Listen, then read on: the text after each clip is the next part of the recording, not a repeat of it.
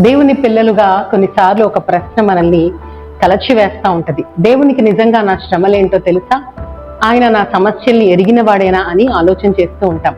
అయితే దేవుని వాక్యం ఎన్నోసార్లు ఇటువంటి ప్రశ్నలకు సమాధానం ఇస్తూ ఉంటుంది. కీర్తనల గ్రంథము 34వ అధ్యాయము 17వ వచనంలో ఉంటుంది, నీతిమంతులు మొర్రపెట్టగా యెహోవా ఆలకించును, వారి శ్రమలన్నిటిలో నుండి వారిని విడిపించును.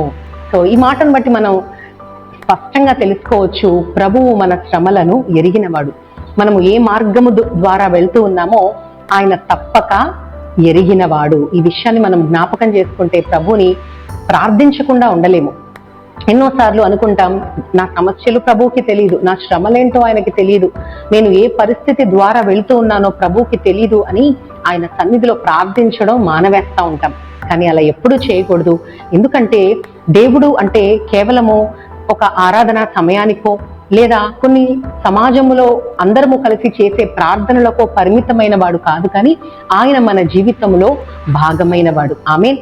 He loves to be part of our life. మన జీవితంలో ఒక భాగంగా ఉండాలి అని ఆయన ఆశపడేవాడు.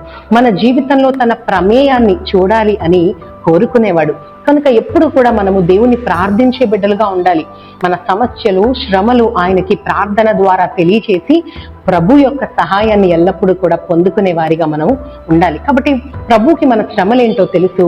మనము ఆయన పాదాలు పట్టుకున్నప్పుడు, ఆయన సన్నిధిలో ప్రార్థించి మన సమస్యలను ఆయనకు అప్పగించినప్పుడు తప్పక పరిష్కారమును, గొప్ప సహాయమును ఆయన మనకి అందించేవాడు. ఆమె నమ్ముతున్నావా సహోదరి సహోదరుడా? దేవునికి నా పరిస్థితి తెలియదు అని ప్రార్థించడం మానవేస్తా ఉన్నావేమో. లేదు, అలా ఎప్పుడు చేయకు. ప్రభువుకి నీ ప్రతి పరిస్థితి తెలుసు కనుక ప్రార్థించు. ఆయన సన్నిధిలో తప్పక ఆయన సహాయం చేస్తాడు. నీతిమంతులు మొర్రపెట్టినప్పుడు ఆయన ఉత్తరం ఇచ్చేవాడు, ఆలకించేవాడు.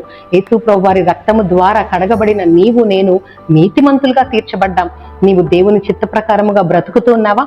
దేవుణ్ణి ఆశ్రయించే బిడ్డగా ఉన్నావా?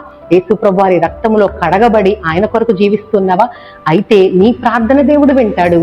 తప్పక నీ శ్రమలను, సమస్యలను తొలగించి నిన్నొక చక్కని స్థితికి నడిపిస్తాడు. నమ్ముతూ ఉన్నట్లయితే ఆయన పాదాలు పట్టుకోవడం మానకు, ఆయన్ని ఆశ్రయించడం నువ్వు మానివేయకు. ప్రభువు సన్నిధిలో వేచి చూడు. తప్పక నీ శ్రమలన్నిటి నుంచి ఆయన విడిపించి నీకు గొప్ప స్థితిని దయచేస్తాడు.